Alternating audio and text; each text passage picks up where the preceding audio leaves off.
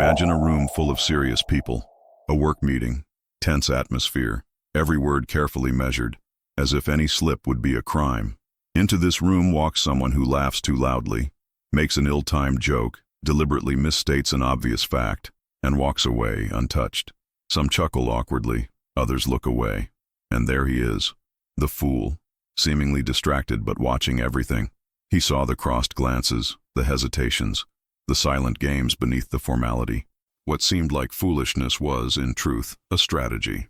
This is the paradox, the power of playing dumb, pretending not to know, stepping aside, stumbling on purpose. These can all be forms of high intelligence. The fool, who appears clueless, often understands more than anyone. He sidesteps traps because no one believes he even sees them. He's a master of subtext, operating on the fringes, precisely because he's not seen as a threat. In ancient Greece, the role of the fool belonged to the Moros, a figure who, under the veil of innocence, could mock kings and lords. He spoke truths no one else dared. In the Middle Ages, the court jester, with his colorful hat and silly antics, was often the only one allowed to criticize the king without losing his head.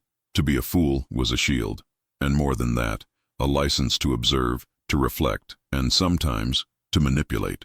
Russian philosopher Fyodor Dostoevsky gave life to this archetype in his character Prince Myshkin in the novel The Idiot, a kind, simple man constantly underestimated, and for that very reason able to see people's souls with unsettling clarity. His apparent naivete exposes the hypocrisy of the society around him. That innocence becomes a cruel mirror. Playing the fool isn't ignorance, it's choosing not to show what you know. It's a form of resistance against inflated egos and the cult of cleverness. The world rewards the cunning, the assertive, the dominant, but the fool moves by a different path, the path of strategic humility. He doesn't fight for the spotlight, he watches those who do. Daniel Kahneman, psychologist and Nobel laureate, spoke of two systems of thought, the fast, intuitive, emotional one, and the slow, deliberate, rational one. The fool flows between both. When he seems distracted, he might be deep in System 2. When he acts impulsively, he might be simulating System 1. His irrationality may be the most careful of all reasonings. There's also a kind of courage in it, because playing the fool means giving up applause. It means accepting the risk of being underestimated, ignored, or even mocked. It means knowing that recognition may never come, and still choosing this path. The fool is the opposite of the narcissist. Instead of putting himself on display, he hides. Instead of wanting to be seen, he wants to see. Nietzsche wrote, "The degree of truth a person can tolerate determines their strength." The fool endures a lot of truth, not because he doesn't understand it, but because he's learned not to reveal all he knows. He's seen that raw truth often destroys more than it builds, so he protects it with laughter, staged mistakes, and calculated lightness. In modern terms, we might call this understatement strategic dissimulation, or even the ugly duckling effect. In a room full of peacocks, the duck seems irrelevant until it becomes a swan, unnoticed. There's a curious moment in the life of philosopher Ludwig Wittgenstein that illustrates this well. He was once asked why he preferred talking with gardeners, workers, and children, rather than fellow scholars. He replied that these people didn't pretend to know what they didn't. Feigned foolishness to Wittgenstein was more honest than pretentious erudition. Perhaps deep down he saw himself as a lucid fool, walking among paper giants. This paradox raises an unsettling question. How do we distinguish the true fool from the wise person in disguise? And even more disturbing, how many times have we been fooled by the ones who seemed clever? The world is full of know-it-alls who know very little, and fools who understand a great deal. In the end, perhaps the fool's greatest power is his freedom. He doesn't need to prove anything. He doesn't have to win debates or own the stage. He can make mistakes without fear, fall without shame, laugh at himself, and there's something deeply human, almost spiritual, in that. The fool is at peace with what others fear most, vulnerability. In a time of inflated egos, algorithm-driven certainties, and over-rehearsed narratives, perhaps choosing to appear foolish is revolutionary. A silent act of subversion, an invitation to slow down, to listen closely, to seek the truths that are not shouted. And when everyone is trying to look smarter, louder, stronger, it may be wise to remember, sometimes the one who truly understands it all is already laughing quietly in the corner, calm, patient, playing the fool. A hand brushes against another in passing. A pat on the back, a warm handshake, a shoulder briefly leaned upon. So small, so easily dismissed, and yet in those few seconds, something shifts. Unseen but deeply felt. The skin registers pressure, heat, and texture. But the mind, the heart, the whole body seem to read much more. A silent language, older than speech, more honest than words. This is the paradoxical power of touch. So simple, so physical, and yet capable of stirring the deepest emotions, shifting entire relationships, even altering our sense of reality. Touch is our first sense to develop in the womb, and it is the last to fade before death. Before we can see or speak, we feel. The embrace of a parent, the softness of a blanket, the pulse of another heartbeat nearby. These early sensations sculpt our emotional universe, and yet, as we grow older, we often begin to fear touch. We regulate it, contain it, sanitize it. In some cultures, we even avoid it altogether. Touch becomes loaded, with risk, with desire, with taboo. And that's the paradox. Something so fundamental, so essential to our humanity, has become delicate, even dangerous. But it's precisely in its rarity, in its fragility, that touch gains power. Because it cannot be faked. Words can lie. Eyes can mislead. But an authentic touch tells the truth. Neuroscientist David J. Linden, in his book Touch, The Science of Hand, Heart and Mind, explores how the human body processes physical contact. Our skin is mapped with an intricate system of receptors that not only detect touch but interpret it emotionally. A hug can reduce cortisol levels, the hormone of stress, and boost oxytocin, the so-called bonding hormone. A gentle stroke on the arm can signal safety, empathy, even love. This is not romantic poetry. This is biology. In experiments with premature infants, researchers found that babies who were held and gently stroked gained weight faster and left the hospital earlier than those who received minimal touch. In prisons, studies have shown that inmates deprived of physical contact become more aggressive, anxious, and emotionally unstable. In relationships, a partner's touch during conflict has been shown to lower heart rates and increase mutual understanding. The message is clear. Touch is not just comfort. It's communication, regulation, connection. Yet we live in a paradoxical age. Never before have we been so digitally connected and so physically distant. We text, we swipe, we like, but many go days or weeks without meaningful touch. Loneliness, already called a public health crisis, is often not just emotional but tactile. We are, in some sense, starving for contact. Philosopher Maurice Merleau-Ponty emphasized that the body is not just an object we inhabit, but a subject through which we perceive and relate to the world. To touch, then, is not just to feel another. It is to be felt in return. It is mutual vulnerability. A handshake is not just a social formality. It's a brief contract of trust. A hand on the arm in a moment of grief says, "I'm here," without needing to say anything at all. But touch also demands presence. It cannot be automated. No algorithm can replicate the human warmth of a real hand. No virtual reality can mimic the calm of an embrace. And perhaps that is why touch remains sacred, even in an age of machines.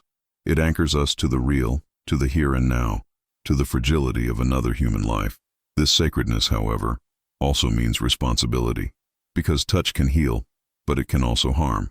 The same gesture that offers comfort can violate when misused. And so we must learn not only to touch, but to listen through touch, to sense boundaries, to read silence, to recognize when touch is welcome and when it must wait. There is wisdom in this restraint, for a touch given at the right moment, with the right intention, can speak louder than any speech. It says, "I see you, I am with you, you are not alone." So perhaps the real power of touch lies not in its frequency, but in its meaning. It reminds us that beneath all our cleverness, our words, our devices, we are still animals that need closeness, still beings with skin, with nerve endings, with hearts that calm at the presence of another.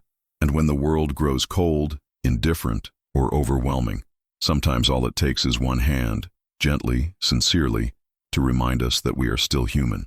You believe something. Maybe it's small, that your friend was annoyed yesterday, that a certain food is unhealthy, that a stranger's tone was rude, or maybe it's big, a political stance, a worldview, a deep moral conviction. Once that belief is in place, something curious happens. Your mind begins to gather evidence for it, often ignoring or dismissing anything that might challenge it. Every agreeable article feels like proof. Every dissenting voice feels suspect. This is not logic. This is the confirmation bias at work. And more paradoxically still, the more we believe something, the more blind we often become to whether it's even true. Confirmation bias is the mind's tendency to seek, interpret, and remember information in a way that confirms what we already think. It's not a rare glitch. It's a central feature of human cognition. Daniel Kahneman, Nobel laureate and author of Thinking Fast and Slow, showed how our brain prefers coherence over accuracy. Faced with complex information, we don't ask what is true. We ask, often unconsciously, what fits my current narrative? And it fits fast. Studies have shown that when people are presented with mixed evidence about a belief, for example, the death penalty or climate change, they tend to become more polarized. They remember the supporting facts more vividly, scrutinize opposing data more harshly, and walk away even more convinced of what they already thought. The more we see, the less we see. Here lies the paradox. In our pursuit of truth, we often fall deeper into illusion. The smarter we are, the better we become at rationalizing, not at reasoning.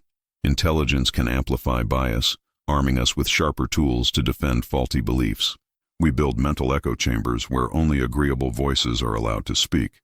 We don't just avoid contradiction, we curate our own reality. Social media turbocharges this. Algorithms learn our preferences and feed us more of the same. More news we agree with, more people who share our views, more evidence for our pre-existing assumptions. We call it personalization, but what it often becomes is a feedback loop of certainty, a digital cocoon of confirmation. Even science, our most rigorous path to truth, is not immune. Thomas Kuhn, in The Structure of Scientific Revolutions, described how entire scientific communities resist new paradigms, not because the new theories are wrong, but because they threaten deeply held assumptions. Galileo faced this. So did Darwin. So does every disruptive thinker. The resistance isn't always rooted in data. It's rooted in identity, because beliefs are rarely just intellectual. They're emotional. They become part of who we are. To challenge a belief is to shake the foundation of ourself. This is why, when someone shows us we're wrong, we often feel attacked, not corrected. It's not just that we don't like being wrong. It's that we don't like not being who we think we are. And yet, despite its dangers, confirmation bias isn't a flaw to be eliminated. It's a condition to be recognized. It evolved for good reasons. In a world of overwhelming information, bias helps us navigate quickly. It gives coherence to experience. It offers stability in a chaotic reality. The problem isn't that we use filters, it's that we forget we're using them. So what can we do? We can practice epistemic humility, the art of holding beliefs loosely, of being willing to ask, what if I'm wrong? Not as a rhetorical trick, but as a real, open question. We can seek out discomfort, listen to voices that unsettle us, read things we're inclined to reject, not to convert, but to understand. Because understanding is the only antidote to illusion. Socrates said, "The unexamined life is not worth living." Perhaps in today's world, the unexamined belief is the most dangerous. When we reinforce our views without friction, we don't just misunderstand the world. We risk breaking it into fragments, each sealed off from the others, convinced of its own truth. To challenge confirmation bias is to take a risk, the risk of changing, of evolving, of being wrong. But it is also the only path to real clarity. Not the clarity of certainty, but the clarity of openness. And in a time when everyone seems sure, loudly so, perhaps the quiet voice that says, "Maybe I'm mistaken," is not weakness, but wisdom. A man stands before a crowd, his voice calm, his gestures precise. He seems to know exactly what to say, exactly how to say it. People lean in, nod, feel understood. Another scene. A therapist guides a patient through a memory, shifting their inner dialogue, helping them see a painful event from a new perspective. And suddenly, the emotion changes. A third, someone practices in front of the mirror, adjusting their posture, their tone, their internal language, until fear gives way to confidence. Different contexts, same underlying principle. This is the world of neuro-linguistic programming, or NLP. Born in the 1970s from the collaboration between linguist John Grinder and mathematician Richard Bandler, NLP began with a simple yet profound question. What makes some people exceptionally effective? Instead of focusing on pathology or dysfunction, Bandler and Grinder were fascinated by excellence. They studied therapists like Virginia Satir, Milton Erickson, and Fritz Perls, people who didn't just help others, but did so with near unconscious mastery. They wanted to decode that mastery, turn it into patterns, and teach it, not by asking why it worked, but by asking how. At its core, NLP rests on the idea that our subjective experience is structured. That is, the way we represent the world in our minds, through images, sounds, sensations, internal language, is not random. It follows patterns. And if we can identify those patterns, we can change them. Neuro refers to the way our nervous system processes experience, what we see, hear, feel. Linguistic points to the role of language, not just in communication with others, but in how we talk to ourselves. Programming suggests that our habits of thought and behavior can be recoded, like a system of instructions. Change the code, change the experience. One of NLP's key insights is that the map is not the territory, a phrase borrowed from Alfred Korzybski. What we perceive is not the world itself, but a filtered version of it. These filters include our beliefs, memories, cultural conditioning, and language. Two people can go through the same event and walk away with entirely different experiences because their internal maps differ. NLP doesn't claim to show truth, but to give tools to edit the map in ways that are more useful, more empowering. A classic example, phobias. Someone has an overwhelming fear of spiders. NLP doesn't dwell on where it came from or why it exists. Instead, it might use a technique like the fast phobia cure, which involves visualizing the fear from a new angle, changing its size, its color, even rewinding the memory like a cartoon. It sounds simplistic, but the brain is surprisingly responsive to symbolic change. The emotion shifts, the reaction softens. What once felt automatic becomes malleable. But NLP extends far beyond therapy. It's used in sales, education, coaching, sports, leadership. Anywhere communication happens and influence follows, NLP finds a place. It teaches rapport building, sensory awareness, reframing language, anchoring emotions.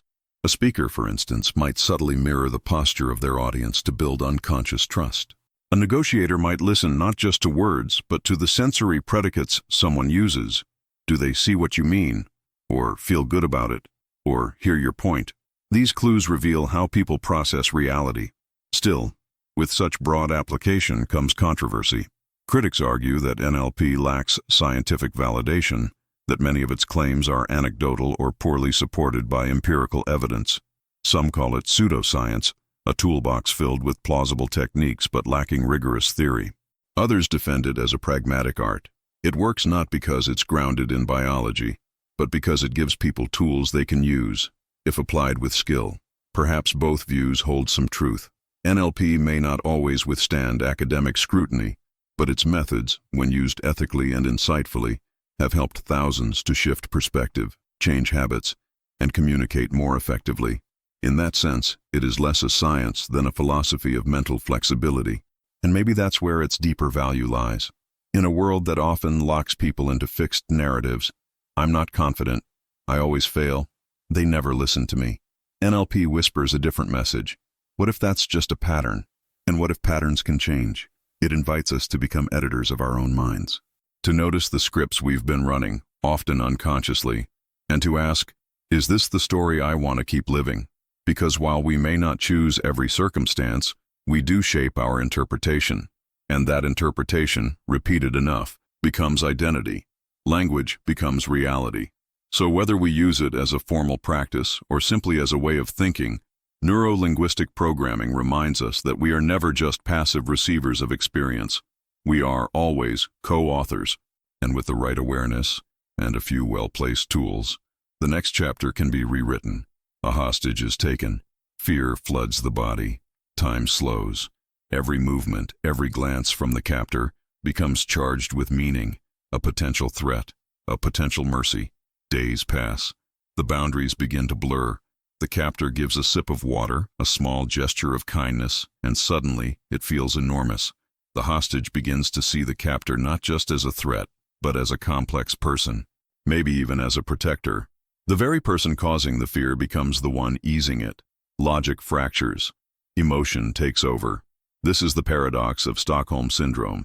Coined after a 1973 bank robbery in Stockholm, Sweden, the term describes a psychological response in which hostages or abuse victims develop emotional bonds with their captors.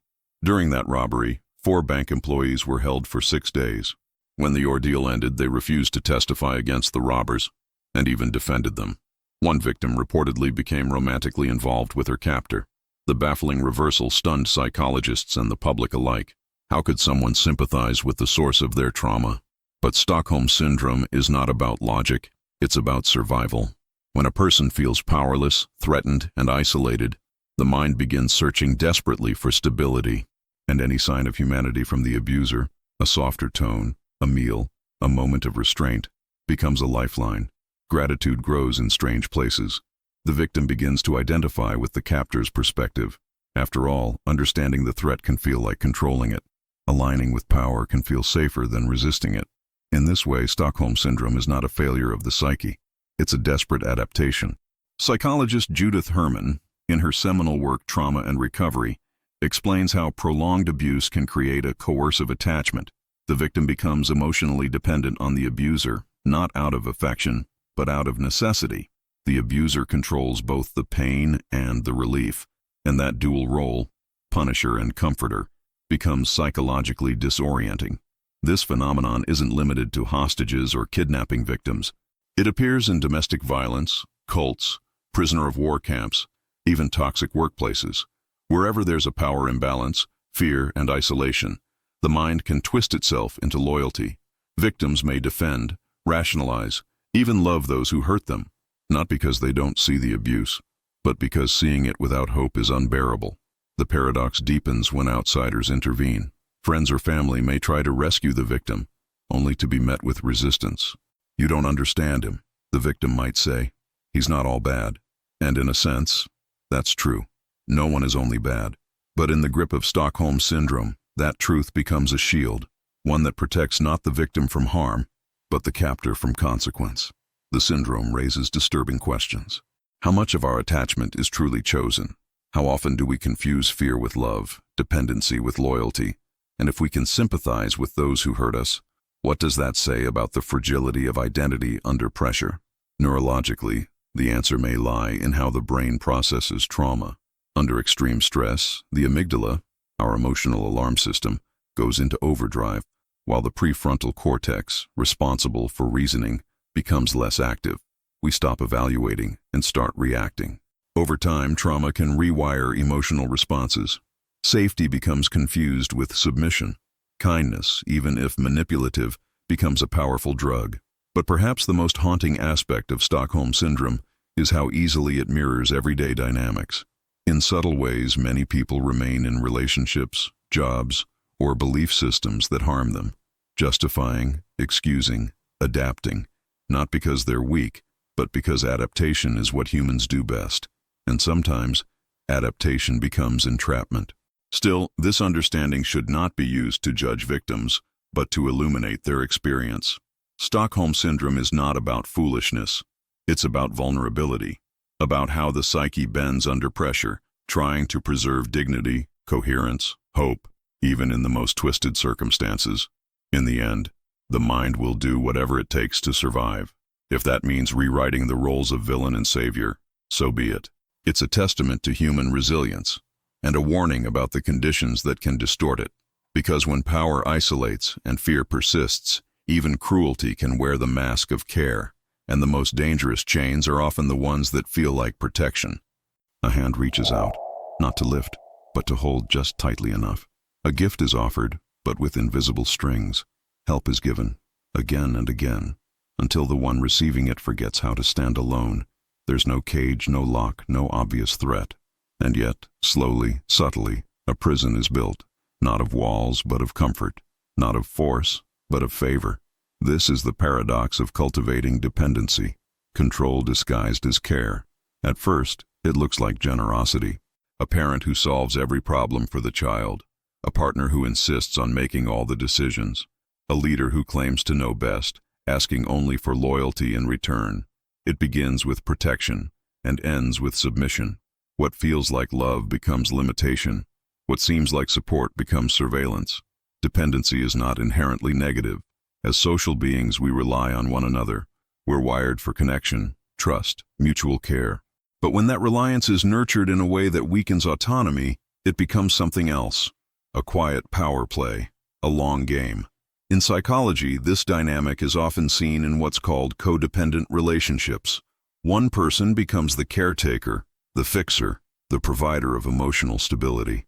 The other, often unconsciously, becomes the dependent, the one who needs, who struggles, who is helped. But the roles are not always altruistic. The caretaker gets to feel needed, essential. The dependent, over time, loses confidence in their own strength. A delicate imbalance forms, difficult to detect, hard to undo. Erich Fromm, in his book The Art of Loving, warned of love that masks domination. To love someone, he wrote, is to affirm their freedom. But dependency, when cultivated, does the opposite. It reduces the other to someone who cannot leave because they no longer believe they can survive alone. This pattern plays out not only in personal relationships, but also in systems of power. Governments that centralize support without fostering empowerment. Institutions that provide help while discouraging dissent. Even certain ideologies that promise meaning but demand obedience. What begins as service becomes sedation. Think of a teacher who never lets a student struggle, always stepping in before failure. The student feels safe, but never grows. Or a boss who micromanages under the guise of support until the employee forgets how to act without approval.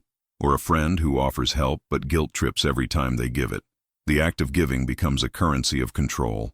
This is the paradox. Help that harms, care that cages, and yet, often, it comes from a sincere place. The need to be useful, the fear of abandonment, the belief that love means doing everything for the other. But when help replaces agency, it can quietly strip a person of their identity.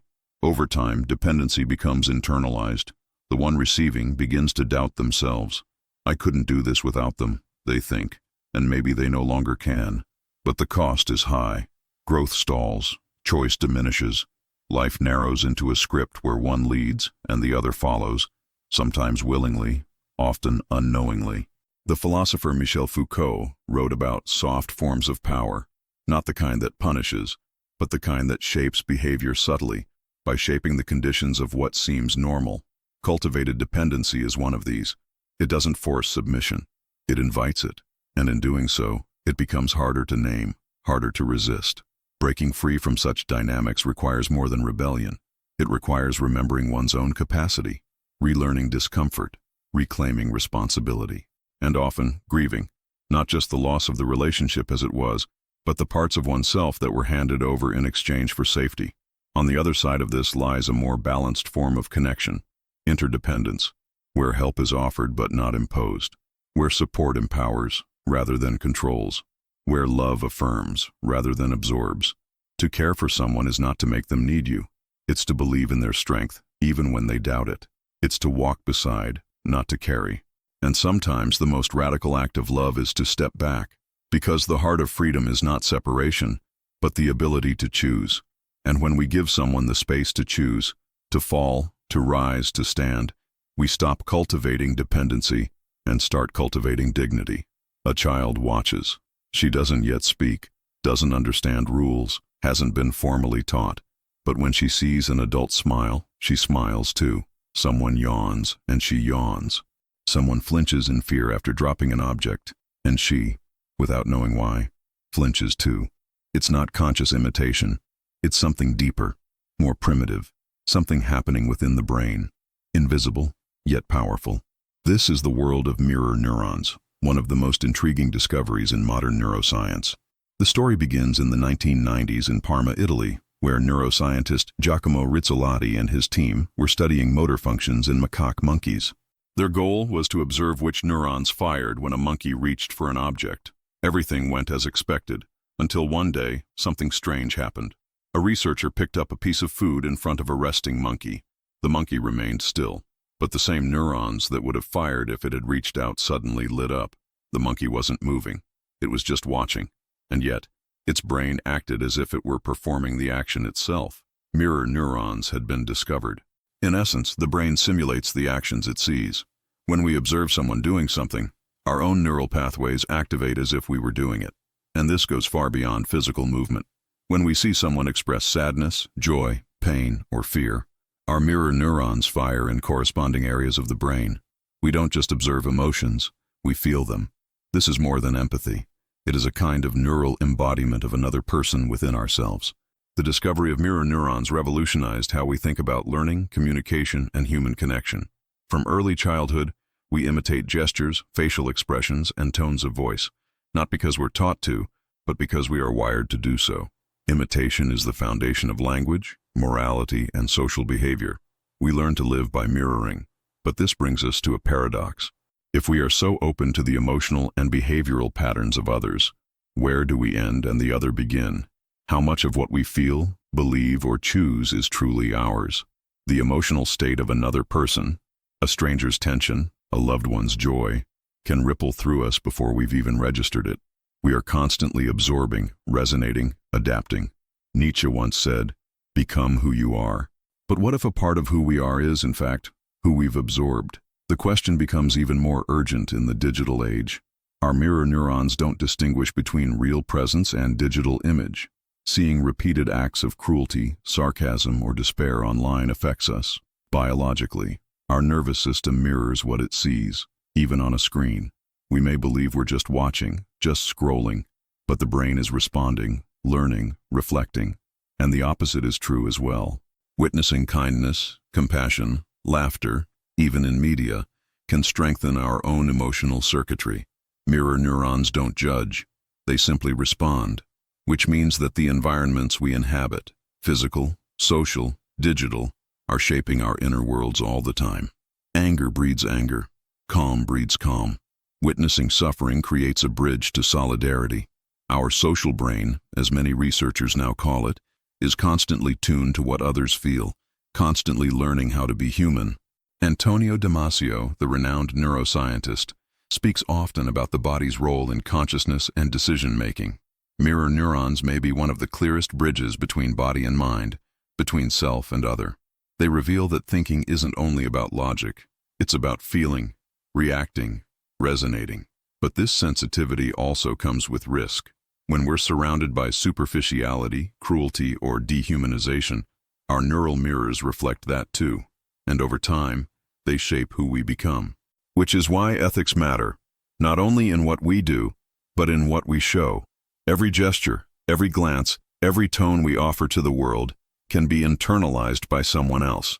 We are constantly, often unknowingly, building or breaking the emotional world around us. Understanding mirror neurons, then, is understanding that we are never truly alone in our minds. We are part of a shared network. Feeling with others is not a choice. It is a human condition. What we do, how we act, and what we express all echo beyond ourselves. And perhaps, knowing this, the question we should ask is not just, who am I? But also, who am I helping others become? You enter a restaurant you've never heard of. You don't know the menu, the reputation, or the chef. But you see a line of people waiting at the door and tables filled with smiling diners. Without realizing it, your hesitation fades. It must be good, you think, not because you know, but because others seem to know. Their presence becomes your evidence. Their behavior becomes your compass. This is the power of social proof.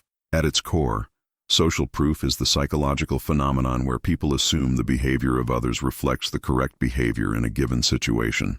When uncertain, we look to the group. It's one of our oldest survival mechanisms, built into the nervous system long before we had words for it. If others in the tribe run from the bushes, you run too. If everyone is eating a certain fruit, maybe it's safe. In the wild, copying others often meant staying alive. But in the modern world, this instinct expresses itself in more subtle, and sometimes deceptive, ways. We check product reviews before buying. We glance at like counts before watching a video. We follow influencers not only for content, but because others do. A crowded store feels more trustworthy than an empty one. A post with thousands of shares feels more true than one with none. The logic is unconscious. If others believe it, maybe I should too. Robert Cialdini, in his classic work Influence, The Psychology of Persuasion, identified social proof as one of the 6 core principles of influence. And it's a principle that marketers, politicians, and even scammers understand deeply. Want to sell a product? Say bestseller.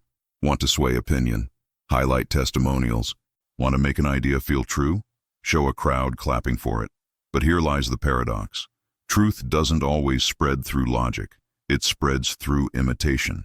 A belief repeated enough, shared widely enough, starts to feel true, regardless of its content. Social proof can create reality, or the illusion of it. This is how rumors become facts, how bad science gains credibility, how movements, both noble and dangerous, gain momentum. And social media accelerates all of this. Virality is not about merit, it's about visibility. The algorithm favors engagement, and engagement often favors outrage, affirmation, simplicity. What rises to the top is what looks popular, and once it looks popular, it becomes popular. Not because people believe it deeply, but because people believe that others believe. This feedback loop can lead to mass conformity.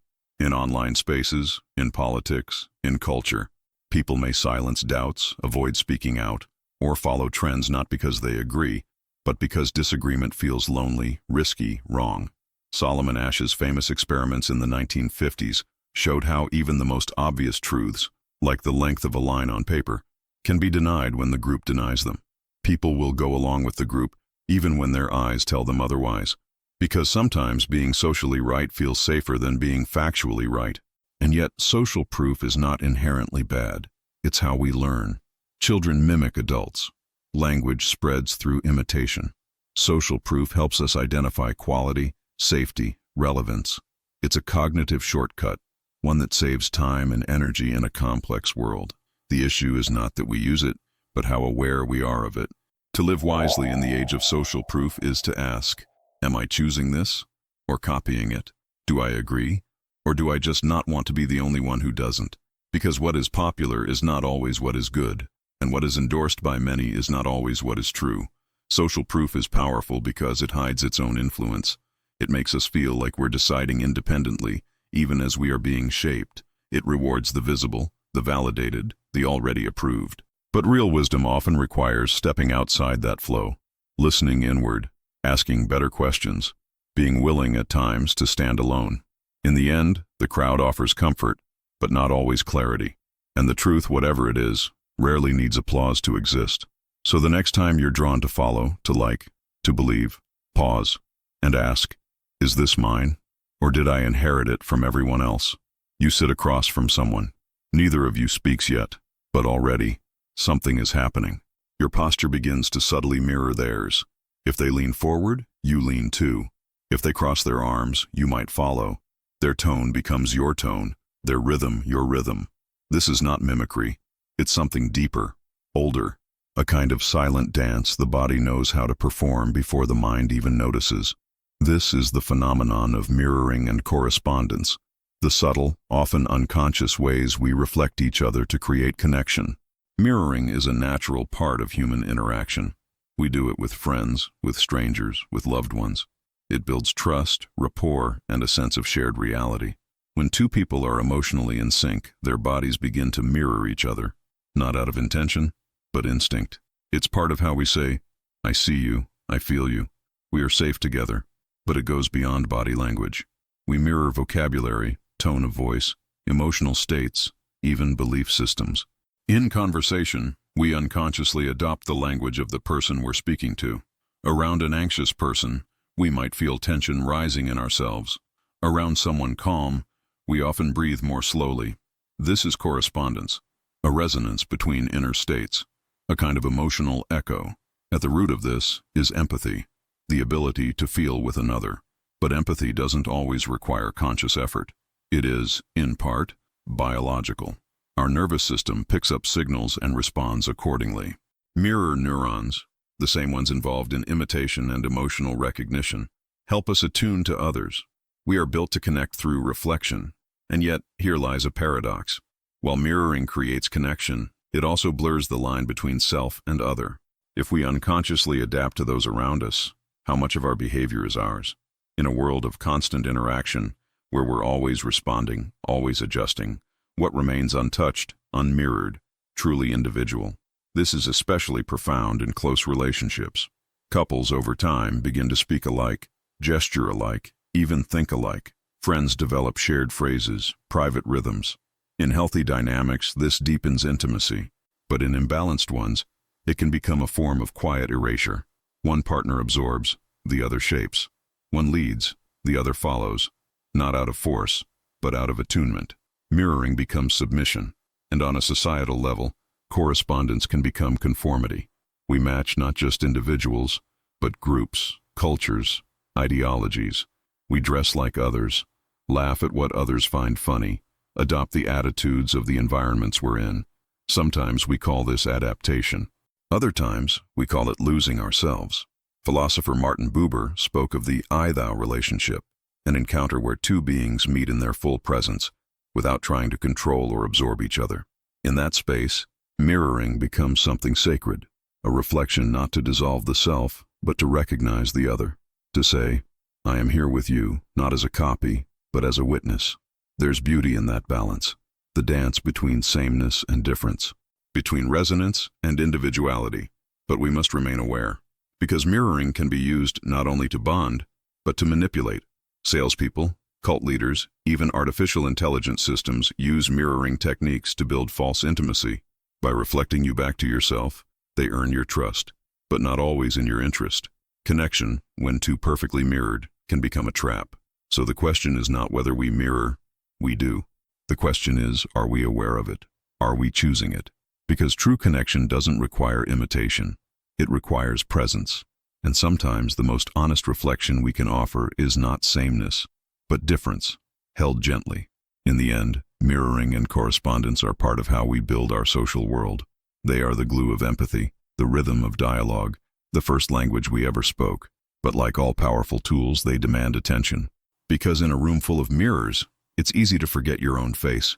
A person walks into the room. They're well-dressed, confident, articulate. Something about them feels impressive, even before they say much at all. You assume they're intelligent, competent, maybe even kind. You don't have evidence yet, but your mind is already building a story. A single trait, charm, beauty, authority, casts its glow over everything else. And just like that, one impression becomes a filter. This is the halo effect. Coined by psychologist Edward Thorndike in the early 20th century, the halo effect describes our tendency to let one positive attribute, often unrelated, influence our overall perception of a person. In his original studies, Thorndike noticed that military officers who were seen as physically attractive or tall were also rated as more intelligent, responsible, and capable, regardless of actual performance. It's a shortcut the brain takes, a kind of cognitive leap. If this one thing is good, the rest must be good too. The halo effect is not confined to military settings or first impressions. It shapes hiring decisions, courtroom outcomes, political opinions, even romantic attraction. A teacher who finds a student charming might unconsciously grade their work more favorably. A voter might trust a politician more if they speak eloquently, even if their policies go unscrutinized. An audience might believe a celebrity's opinion on health or science, not because of expertise, but because of fame. And it doesn't stop with people. Products, companies, and ideas all benefit or suffer from the same effect. If a brand is well designed, consumers may believe its products are superior. If a tech company is innovative in one area, it's assumed to be visionary in others. The first impression becomes a lens through which everything else is viewed. But here lies the paradox. The brighter the halo, the harder it becomes to see clearly. When we fall under the influence of the halo effect, we mistake coherence for truth. We don't realize we're filling in the blanks with assumptions. The result is often distortion, in favor or against. We either elevate someone unfairly or dismiss others who lack that initial spark. This effect also works in reverse, often called the horn effect. One negative trait colors everything else. A single awkward moment, a misplaced word, an unconventional appearance, and we begin to see the person as less competent, less likable, less trustworthy. Not because of who they are, but because of the shadow that one trait casts. Daniel Kahneman, in Thinking Fast and Slow, describes how our minds crave consistency. We prefer a tidy narrative over fragmented truth, and the halo effect satisfies that craving. It simplifies complexity, but in doing so, it hides nuance. And nuance is where real understanding lives. The danger is not just that we misjudge others, it's that we don't even realize we're doing it. The halo effect plays into many unconscious biases. It contributes to inequality, favoritism, and exclusion. It's why charismatic leaders can deceive, and why quiet brilliance is overlooked. It's why attractive people are assumed to be more moral, and why difference is often mistaken for deficiency. But knowing about the halo effect is already a kind of defense. Awareness creates space. It allows us to pause and ask, am I seeing this person, or just the glow around them? In a world that moves fast, rewards surface impressions, and thrives on curated images, the halo effect is stronger than ever. We scroll, swipe, judge, all in seconds. And with each judgment, we risk missing what's real beneath the shine. Yet there's another side to this story. The halo effect also reveals something hopeful. We want to believe the best in people. We want our experiences to make sense, to align. The glow we project often comes from our desire to connect, to trust, to admire. The challenge is not to eliminate that glow, but to see beyond it. Because true understanding begins when we let go of the glow and look at the person as they are. Complex, imperfect, and infinitely more interesting than a single first impression. And sometimes stepping out of the light is the only way to truly see. The conversation begins lightly. Friendly tone, calm voice. The other person compliments you, shows interest, seems generous. They offer something, an idea, an opportunity, a product, and the price is small, almost symbolic. You say yes. Everything feels simple, fair, accessible. But then slowly, new costs appear, new conditions, hidden obligations. And yet, you stay, you continue. Because now, backing out feels harder than moving forward. This is the lowball effect. A subtle psychological trap dressed as a reasonable offer. In social psychology, the lowball technique is a classic persuasion strategy. It works like this. You're first presented with an attractive offer, one that's hard to refuse. Once you agree, the terms change. The cost goes up. The commitment deepens. New information is introduced. But by then, you've already said yes. And that initial yes holds surprising power over you. The term was popularized in the 1970s by psychologists including Robert Cialdini, whose experiments demonstrated just how easily people could be led to accept unfavorable terms, as long as they had first committed to a favorable one. In one well-known study, volunteers were asked to participate in a psychology experiment. Half were told up front that it would begin at 7 a.m., and most of them declined. The other half were simply asked to participate. Only after agreeing were they told about the early hour. And most of them showed up anyway.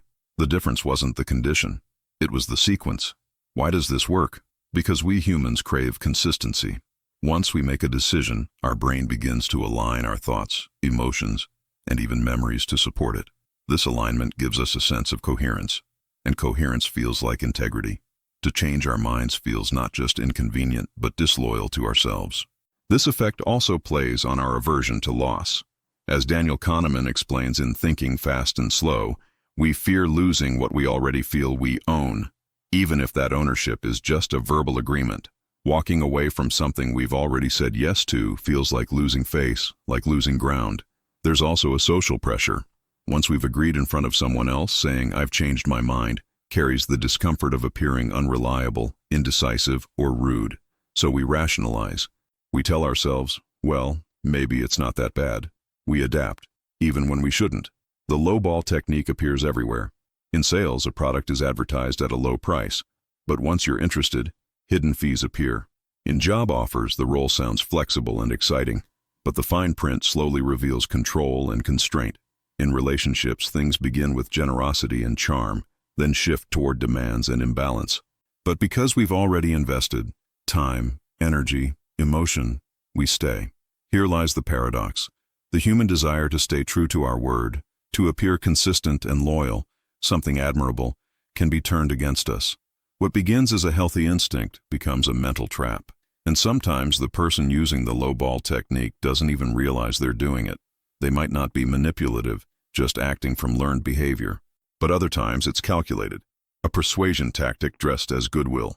Either way, the responsibility falls on both sides, on the one who proposes and the one who accepts. So what can we do? The answer lies in awareness. When something seems too easy, too generous, it's worth asking, what comes next? Before saying yes, ask, what am I really agreeing to? And most importantly, cultivate the inner permission to change your mind. Reversing a decision isn't weakness, it's wisdom when new information arises. To live consciously is to resist the pull of blind consistency. It's to allow ourselves the space to reevaluate, to redraw boundaries, to say, that made sense yesterday, but today I see it differently. Because a quick yes can become a heavy chain, and sometimes the strongest act is to stop mid-step and walk away.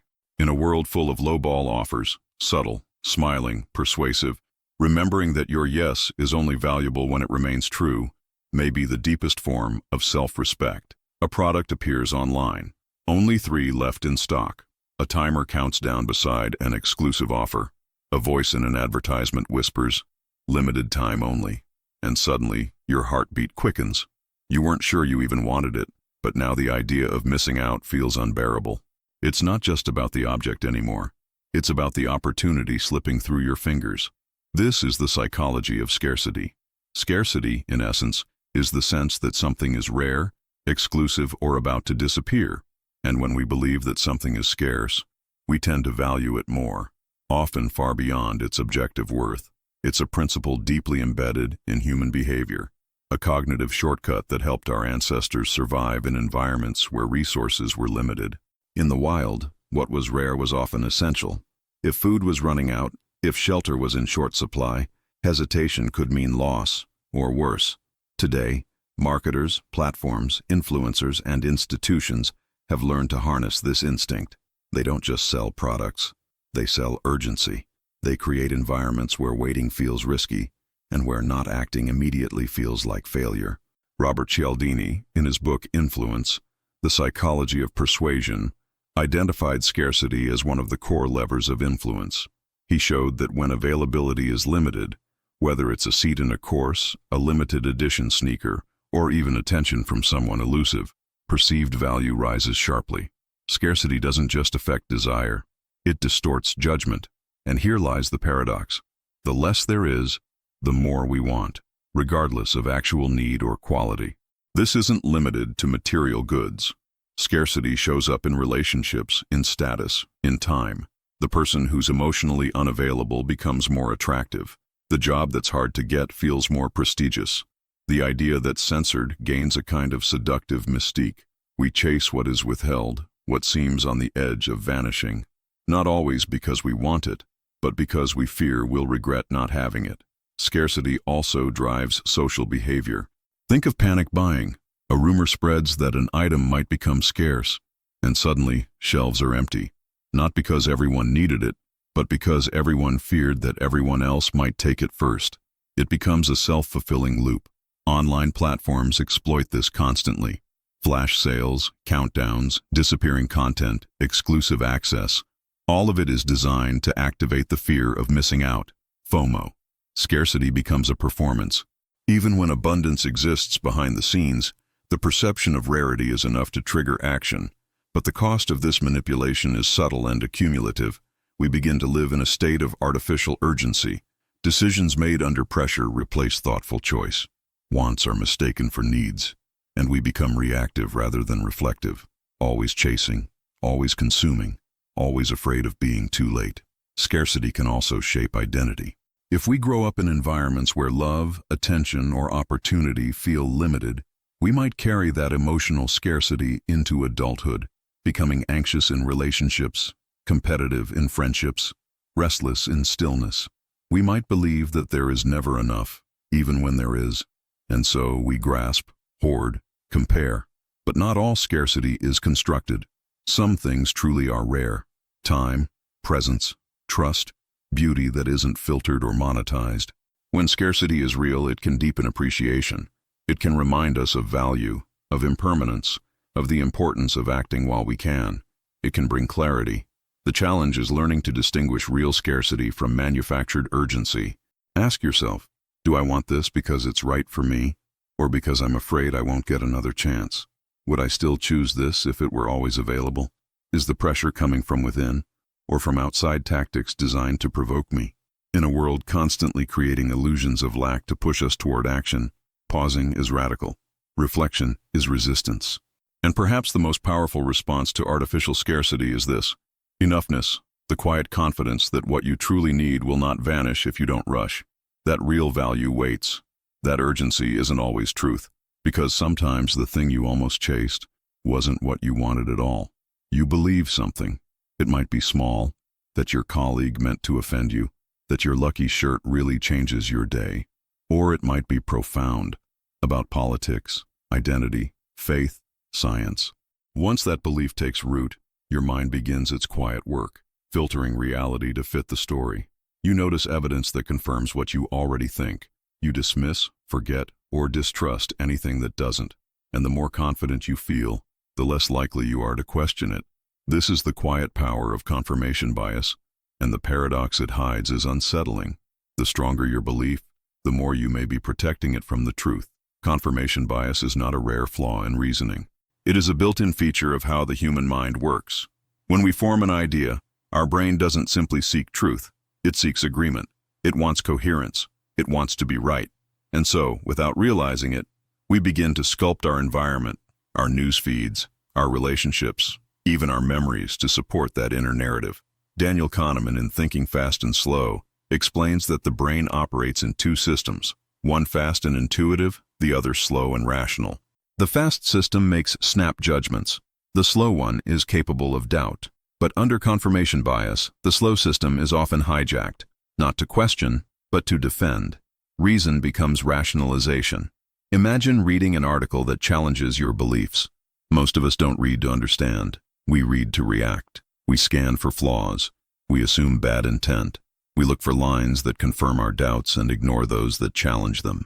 And when we find agreement, we feel reassured, not because we've learned, but because we've been affirmed.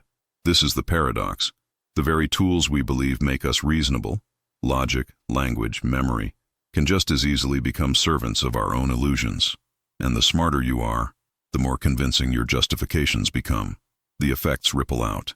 In politics, confirmation bias creates ideological bubbles where opposing views aren't debated. They're mocked, feared, or erased. In relationships, it causes small doubts to grow into self-fulfilling prophecies. In science, it can delay innovation as data that doesn't fit is discarded or ignored. Even in personal growth, it keeps us stuck, because change often begins with the uncomfortable idea that maybe we were wrong. But admitting error feels threatening, especially when our beliefs are tied to identity. To say, "I was wrong," can feel like saying, "I don't know who I am." So we cling harder. We surround ourselves with those who think like us. We unfollow, block, retreat. We call it clarity. But often, it's just insulation. Social media magnifies this. Algorithms reward engagement, and engagement favors affirmation. The more you click on content you agree with, the more of it you see. The more one-sided your view becomes, the more extreme your certainty grows. It's not a conspiracy. It's design. And it turns our quest for understanding into an echo chamber of ourselves. So what do? We can't erase confirmation bias, but we can interrupt it. We can pause when we feel righteous. We can listen not to win, but to understand. We can seek out ideas that challenge us, not to reject them, but to consider them. We can ask ourselves, what would it take to change my mind? If the answer is nothing, then it's not a belief, it's a dogma. The philosopher Karl Popper argued that a theory is only scientific if it can be falsified. That is, if you can imagine what evidence would prove it wrong. Perhaps the same standard should be applied to belief itself, because real strength is not in always being right. It's in knowing that being wrong is part of learning, and that reality doesn't bend to our biases, no matter how clever we are at defending them. In the end, confirmation bias is not just about belief, it's about fear. Fear of doubt, of loss, of change. But embracing that discomfort is how we grow. So the next time something challenges what you think you know, don't ask, "Is this true for others like me?" Ask instead, "What if I've been seeing only part of the picture?" That question may be the door, not to certainty, but to something better. Understanding. Someone gives you a gift you didn't ask for, a favor you didn't expect, a gesture of kindness, perhaps even generosity. You thank them, genuinely. But then, something stirs quietly beneath the gratitude. A pressure, a question. What do I owe them now? You didn't ask for anything, but suddenly, you feel indebted. This is the psychology of creating a sense of obligation, one of the most subtle and effective ways of influence. Humans are deeply social creatures wired for reciprocity. In nearly every culture, the principle is the same. When someone gives, we give back. It's not just social etiquette, it's evolutionary. Reciprocity helped build trust in early human communities. It reduced conflict, increased cooperation, and ensured that no one survived alone for too long. But what evolved as a tool for mutual support can easily be used as a tool for quiet control. In psychology, this principle is often explored in the context of persuasion.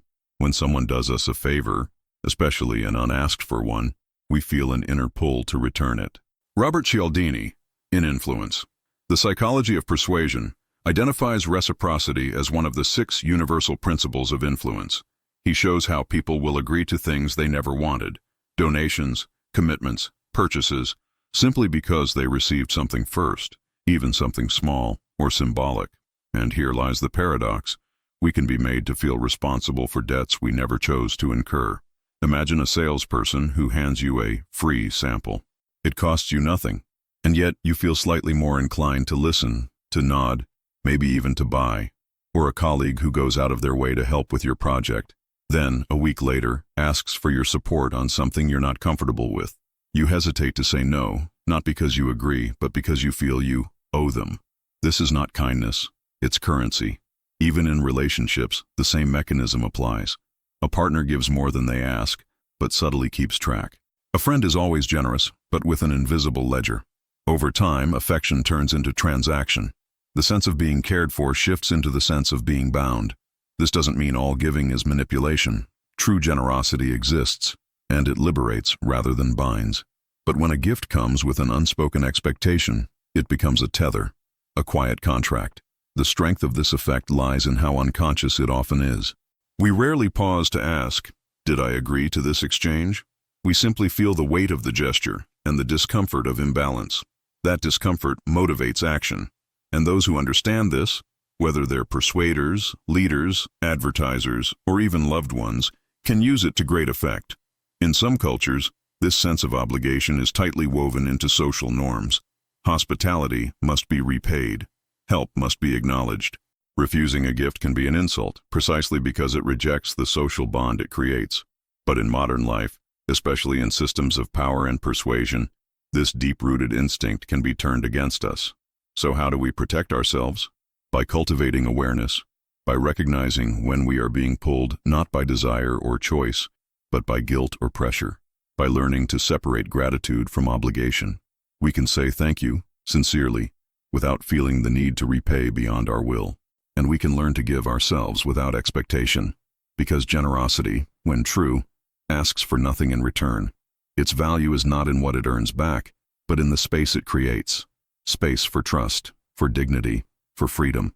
In the end, creating a sense of obligation is a powerful tool, but also a dangerous one. Used ethically, it strengthens social ties. Used manipulatively, it builds invisible chains. So the next time someone gives you something, a favor, a gift, a kindness, pause and ask, am I receiving this freely, or am I being placed in someone else's debt? And when you give to others, ask yourself, am I offering this with my hands open, or with a quiet expectation clutched inside my fist? The difference, though invisible, is everything. A dog is placed in a box. One side of the floor delivers a small electric shock, the other side does not. At first, the dog jumps to escape the discomfort. It learns to move to the safe side. But in a second experiment, no matter where it goes, the shocks continue. There is no escape. Eventually, the dog stops trying altogether. Even when the door is left open, even when freedom is possible, it simply lies down and endures. This is learned helplessness, the condition in which a person or animal, after repeated exposure to pain or failure beyond their control, stops attempting to change their circumstances, even when change becomes possible. The term was coined by psychologists Martin Seligman and Stephen Meyer in the late 1960s, during experiments like the one described above. What they discovered was startling. When beings experience consistent powerlessness, they often internalize it and carry that passivity into other areas of life. It's not just dogs, it's humans too. A student repeatedly told they're not good at math stops trying to understand it. A person who has faced constant rejection in relationships begins to believe they're unlovable. A worker who is never heard stops offering ideas. People in toxic environments, abusive homes, oppressive societies, rigid institutions, can slowly lose their belief that their actions matter. The outer walls become inner truths, and that's the paradox. Even when the cage disappears, the mind remains inside it. Learned helplessness can look like laziness, disinterest, or apathy, but it's none of these. It's a learned response to hopelessness. When someone says there's no point in trying, they're not being dramatic. They're speaking from a place where trying has reliably failed, again and again. It's a psychological scar, not a personality flaw. The effects are far-reaching. In education, students may disengage. In the workplace, innovation stalls. In personal lives, people may tolerate mistreatment, avoid risk, or self-sabotage. Over time, learned helplessness can fuel depression, anxiety, and deep existential fatigue. It turns the possible into the impossible, not in fact, but in perception. Seligman later expanded his research into the field of positive psychology, seeking to understand not just what breaks us, but what builds resilience. He found that the key difference between those who give up and those who don't isn't intelligence or talent. It's explanatory style. People who interpret setbacks as temporary, specific, and external are more likely to bounce back. Those who see them as permanent, global, and personal are more prone to helplessness. In other words, how we explain pain to ourselves can determine whether we stay trapped in it. And yet, there is hope. Learned helplessness can be unlearned through small successes, affirming environments, and relationships that restore trust in one's ability to act. The process is not immediate. It often begins with borrowing someone else's belief in us until we can slowly rebuild our own. For those who live with someone experiencing learned helplessness, patience is essential. Pushing harder rarely works. What's needed is presence, compassion, and the gentle rebuilding of agency, moment by moment. In a broader sense, learned helplessness is also a cultural condition. Societies marked by inequality, violence, or systemic failure may raise entire generations who feel that their voice doesn't matter, that their vote doesn't count, that change is futile. These aren't irrational thoughts. They're responses to repeated evidence, and they demand not judgment, but justice. So when we speak of freedom, of motivation, of empowerment, we must ask, who has learned that their actions don't matter, and how can we help them unlearn it? Because sometimes the most powerful thing you can say to someone isn't, "You can do anything." It's, "I know you've been taught you can't, but that lesson was a lie, and the door, it was open all along."